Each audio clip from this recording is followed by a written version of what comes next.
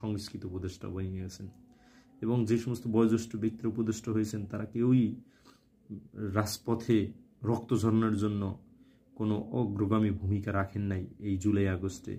কিন্তু যারা অগ্রগামী ভূমিকা রেখেছেন তাদেরকে কিভাবে নিপীড়িত নির্যাতিত করা যায়, শৃঙ্খলা আবদ্ধ করা যায়, তাদেরকে কিভাবে দমন করা যায়, তাদেরকে কিভাবে শায়েস্তা করা যায়, সেই চিন্তা চেতনাই কিন্তু এই সমস্ত উপদেষ্টা শপথ নিচ্ছেন।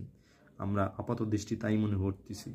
প্যারাডক্সিক্যালি যদি চিন্তা করেন যে অনেক ভালো ভালো মানুষকে নিয়োগ দেওয়া হচ্ছে, কিন্তু ভিতরে যদি আপনি খুব সিরিয়াসভাবে গবেষণা করে দেখেন তাদের চাইতে আরও অগ্রগামী অনেক মানুষ ছিল, তাদের নাম আমরা বলতে পারি। যেমন সায়নী ঘোষ, উনি কিন্তু জুলাই আগস্টে বিপ্লবের সময় একেবারেই রাস্তায় ছিলেন, কিন্তু তাকে কিন্তু এখনো উপদেষ্টা পরিষদে নেওয়া হয়নি।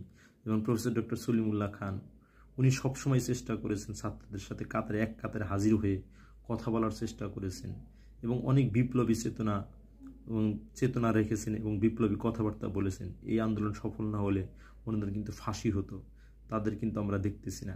আপনি ইউটিউবার ইলিয়াস হোসেন, পিনাকি ভট্টাচার্য, কনক সরোয়ার, শাহেদ আলম, মনির হায়দার, এদেরকে দেখেন, এরা জুলকারনাইন সায়ের, এই বিপ্লব যদি 100% সাকসেসফুল না হতো এদের কিন্তু বিদেশের মাটিতে ঠাঁই হতো না, এটা কিন্তু নিশ্চিতভাবেই বলা যায়। অথচ আজকে তাদের বিতর্কিত করার চেষ্টা করতেছে।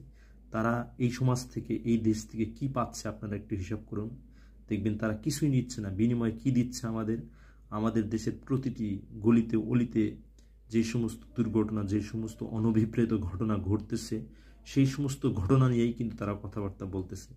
অথচ তাদের যে বিপ্লব, তাদের যে চেতনা, সেই চেতনা কিন্তু আমাদের যে উপদেষ্টারা আছে এরা ধারণ করতে পারেনি এখনো।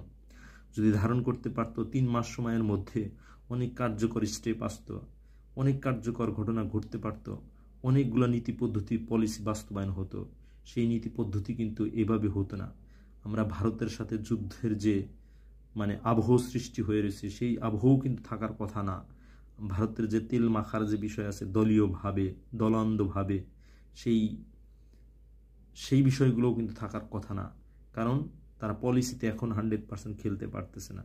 আর বিপ্লবী চেতনা জিয়ে রাখার জন্য সবচেয়ে অগ্রগামী ভূমিকা রাখে তরুণ মানুষগুলো, আমাদের সমান বয়সী মানুষগুলো বা আমাদের চাইতে কম বয়সের মানুষগুলো বা 40, 45, 50 বছরের মানুষগুলো। কিন্তু আপনি উপদেষ্টা পরিষদে দেখেন শুধু ছাত্রদের 3 জন প্রতিনিধি ব্যতীত কারো বয়সী কিন্তু 50-এর নিচে নেই।